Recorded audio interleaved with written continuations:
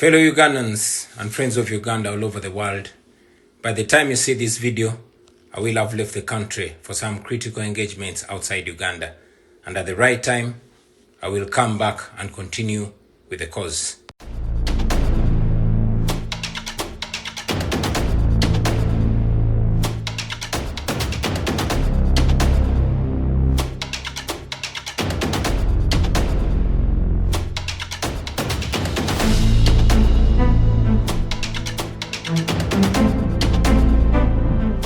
Breaking news, ladies and gentlemen.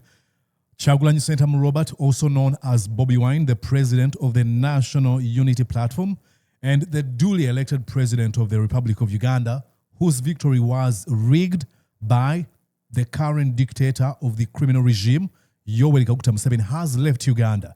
Breaking news, ladies and gentlemen, Bobi Wine has left Uganda. He recorded a video that he told us that by the time we watch this video, he will have left Uganda, but he'll be back. I'm going to go on and play this video. Listen to what he says. Bobi Wine has left Uganda. Ugandans. Listen here. Amazing. Listen. Fellow Ugandans and friends of Uganda all over the world, by the time you see this video, I will have left the country for some critical engagements outside Uganda. And at the right time, I will come back and continue with the cause. I thank all of you fellow Ugandans who have concealed and protected me for all this time when the regime was looking for me. Those of you who fed me, those who clothed me, and those who offered me shelter. I will not mention your names, but God bless you. I thank the men and women in uniform who defied the illegal orders and instead of arresting me, gave me the information that I needed to keep safe. I thank the priests who prepared mass for me and supported my spiritual life when I needed it most. I thank my family for staying strong in these tough times. I want to thank in a very special way the people of Uganda for your prayers, for your support, and your encouragement. You have once again demonstrated that once you believe in something, especially an idea of liberation, you will contribute the little that you have, including risking your lives and your families to protect those that are fighting for that idea. You did this before in the 1980s, and you have done it again in 2026. And I'm sure you will continue doing it whenever it's necessary. Just different times, different generations, exactly. Same mission, a mission to freedom. Yes. It's laughable that for almost 2 months, the entire security apparatus of Uganda has invested billions of taxpayers' money to search for me everywhere, but they failed to get me. Why? Because the people have protected me. Yes. They have staged roadblocks everywhere, searching vehicles and even forcing motorcycle riders and their passengers to remove helmets, causing traffic jam and inconveniencing citizens, all on the orders of Museveni's son. Yep. They have raided homes of my comrades, searching for me. I mean, just 2 days ago, they raided the home of my personal assistant, Comrade Don Sheriff Naja, and when they didn't find me or him, they abducted his wife, and she's still missing up to the present. Good enough, all this was caught on camera. You have seen what happened to the 9 police officers that were assigned to me by the Electoral Commission during the campaigns. They were arrested, they were detained, and now they've been dismissed from the police force with disgrace, apparently because they did not aid the regime in spying on me and preventing me from leaving my house on the 16th of January, even when their assignment was over on the 15th. And they were officially withdrawn on the 15th of January. Exactly. Now, I want to say this again to you, fellow citizens. Sure. We won the 2026 presidential elections. No doubt. We won it, and Museveni rigged it. And that is why, out of shame and lack of legitimacy, him and his son are searching for me everywhere. They raided my home on the 16th of January, but I was able to escape from them. A few days later, they conducted another raid. And in this raid, they assaulted my wife and family members. They vandalized our house. They stole various items and occupied our home. And up to now, our home is still surrounded by the military. Now this is why I'm hiding, and that's why I'm leaving the country for a while. We decided to fight back, not only within the country, but also internationally. And among the things that we hope to pursue are targeted sanctions against Museveni and his enablers. We also want those countries that are funding Museveni's killing machine to stop, and if possible, to completely cut ties with the regime in Uganda. Yep. In the recent days, we've been speaking on international platforms, although we've been doing it virtually. Now, we are going to be doing it physically. Let's go. And on that note, I want to notify the comrades and leadership in the diaspora that I will be with you in the coming days.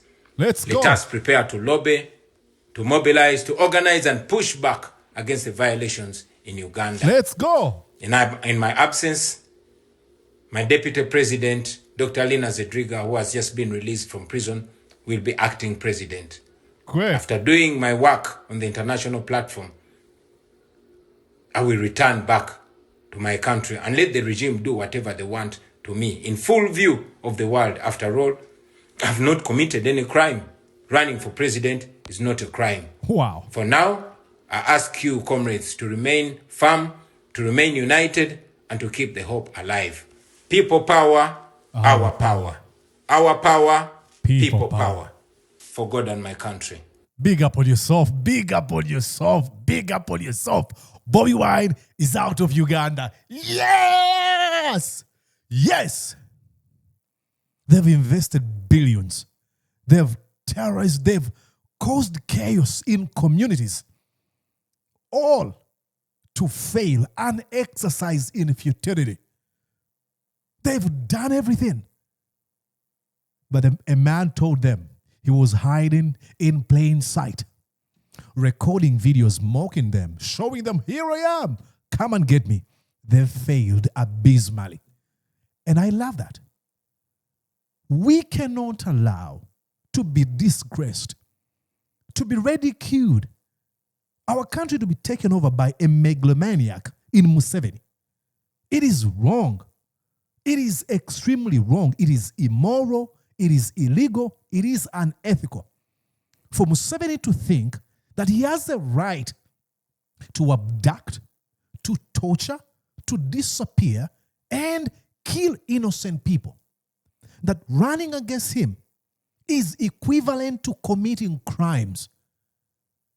To have a son who is the commander of our defense forces, who brags about killing people, said, we've killed 22 and I want the 23rd to be Bobi Wine. I cannot wait to kill Dr. Kyagulanyi Ssentamu. Who writes like that, apart from terrorist groups that we have known? But the command of the defense forces, videos of our operatives in our security organs torturing, killing people. The military is saying we cannot allow a civilian to become president. We don't care about democracy. People recording themselves in broad daylight, saying it doesn't matter whether Bobi Wine wins or not. But he wants to pose as a Democrat, as a liberal Democrat. Declare a military state. Then we know. Do not pretend. And that's one thing I don't understand with criminal regimes like that of Museveni. If you want to be a tough man, please go on and be a tough man. Don't try to be nice. Be a tough man and let's know you as a tough man, a strong leader. Be that strong man. But he wants to pretend as a Democrat. He usually says, Uganda is the most democratic country in the world. What do you want about democracy? Why do you even want to associate with the word democracy? If you subject your citizens to oppression, to poverty, to disenfranchisement, abuse of human rights, you've abducted people. The Dr. Sarah Birete, forcing people into exile, the likes of Kakwenza Luchirabashija, the likes of Stella Nyazi, and so many others whose names are not known, whose faces will never appear on front pages. Many people have been kept in prison since the days of Dr. Kyagulanyi Ssentamu, then to 2021, leading up 2021 elections, during and after the election, the 2026 elections. But he wants us to be like, oh, Museveni. No, you can fool some people sometime, but you cannot fool all people all the time. There's a cadre A pool of people you fooled who still believe that you represent some ideas of Uganda, but this is a different generation. A generation that has a man who hides in Uganda, and you employ billions of shillings to get him arrested, and you fail completely. The criminal regime is coming to an end. There's no doubt about that. And don't allow them to gaslight you. Don't allow them, because what they'll do is try to play you. Try to play you and justify you. Museveni found this country like this. A country that hasn't gotten to a point of having a peaceful transition hasn't achieved a thing. Zero. And that's why this country has become the envy of the world, because of a tradition that was initiated by George Washington. He knew. Actually, many people were pleading with him. They wanted him to be king of the USA because they had seen the privileges and how King George III had ruled before he was kicked out. George Washington said, no, despite of my military background, despite of the desires of the people, but I will hand over power peacefully. And then you have Museveni, who was in the war for how many years? 6 years. Oh, I should be here. If you have me and there are difficult problems, you have me, please use me. You're not the only one. God forbid. Suppose you died. I don't wish you death. I don't think you can say that about me, but I don't wish Museveni death. Absolutely not. I don't want Muhoozi to die. That's not me. But suppose you died. Do you think that the country will now cease to exist? Absolutely not. Nelson Mandela was in a position to argue for life presidency after having spent how many years in Umukoto Wesizwe alongside other folks fighting the apartheid regime in South Africa, and then being thrown at Robben Island for 27 years, tortured, only to become president in the 90s, ruling for one term and says, hey, here we go. I'm not the only one. I'm not the indispensable. Museveni doesn't even come close, not even announce a scintilla of the legacy of Nelson Mandela. But he wants us to look at him as this liberation. Oh, Museveni, sir. No. We refuse to be gaslit by a self-serving charlatan. And I'm not using those words lightly. I have come to appreciate how Museveni behaves, treats people. Just 2 days ago, he referred to members of parliament as comedians and what they do as comedy. His own son, Muhoozi Kainerugaba, referred to the parliament as clowns. And you have now, he's surrounded by these minions and lackeys, the likes of Anita Among, who say Museveni is God the Father. Yeah, they clap. God the Father.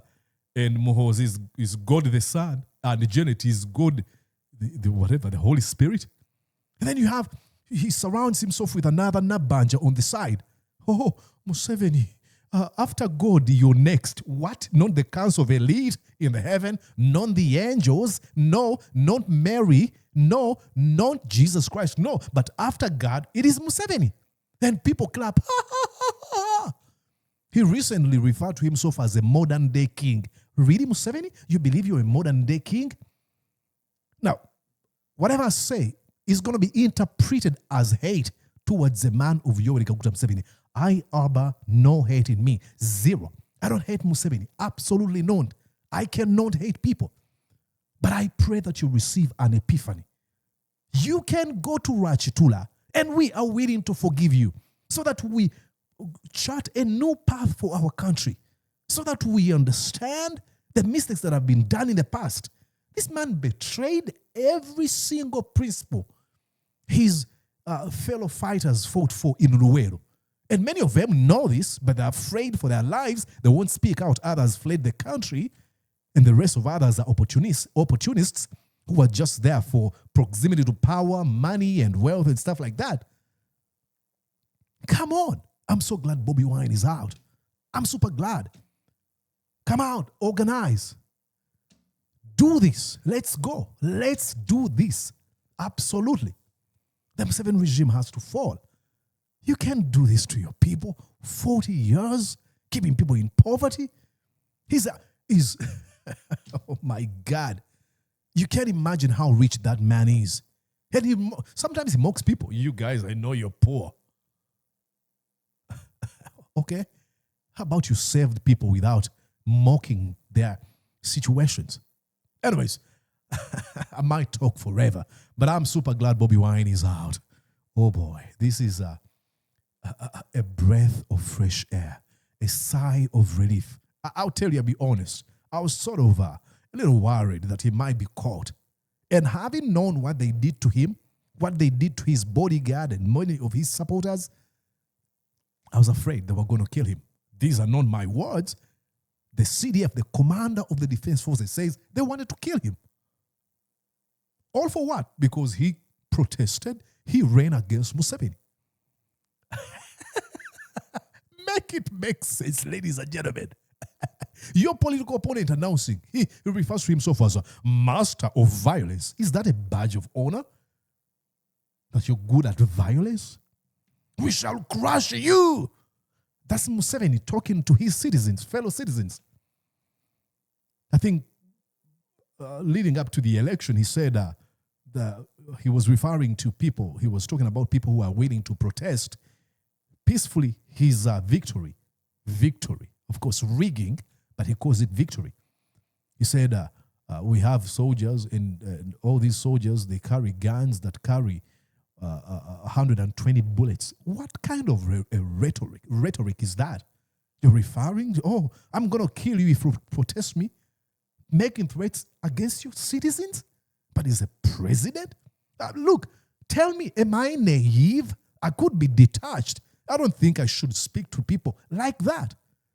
Like, not even in my worst that I can say to Museveni, say some nasty things about him. I would describe what he is, a self-serving megalomaniac charlatan. These are descriptions, but I don't want him to be killed. No, I don't want him to be killed. No, absolutely. Not even those folks in the NRM. Absolutely not. I don't agree with their ideas. I don't associate with their ideologies. Absolutely not. But I want them to have good lives. I want them to be able to send their children to school. I want them to be able to find jobs, good paying jobs, respectful jobs. I want them to be able to have good health care. They don't have to agree with me. That's the essence of democracy. To agree to disagree agreeably. To know that our differences actually makes us special. That we are a country. We cannot all love one thing. These are basics we learn in homes. When I was a kid, I loved rice. I still eat rice like on a daily basis. My brothers didn't like rice. I'm not any better. My youngest brother loves karo. We're from Ankole, so he loves karo. And then my other brother loves kawunga, and my other brother loves matoke. I'm not any better. I know we're just different. We have different tastes and preferences. It doesn't make me any better. It doesn't make them any better. If there's a thing I learned, that in this world, no one is better than me, but I'm not better than any person. We are just uniquely different, and that's so beautiful. My existence shouldn't threaten your existence. Uganda is a huge country. An entire world is huge for all of us to exist in love. And Museveni has this false sense of indispensability that without him, the country dies. No, Uganda existed before you. It will exist after you, after me, and everyone who is there right now. And when you know that, then you humble yourself. Bobi Wine is out of Uganda. Ladies and gentlemen, by the time you watch this, fellow Ugandans and friends of Uganda all over the world, by the time you see this video, I will have left the country for some critical engagements outside Uganda. Perfect. With that said, my name is Mordecai Morisa, and I'm super glad that you're part of these conversations. Please copy this link, share it everywhere. Let people know that the president is out of the country. I've had an opportunity to engage with him, to interview him. What an amazing man. Finally he's out. Amazing. All right. I'll be back. There's a commentary that was supposed to be playing actually in 1 hour and a half. I think I have to push it forward. So please stick around. I'll be back for more. It's coming, okay? See you later. Bye-bye. Did you enjoy what you just watched? I'm sure they did. I'm going to guess that you did. How about you consider subscribing to Mordecai Marissa Live YouTube channel? Thank you.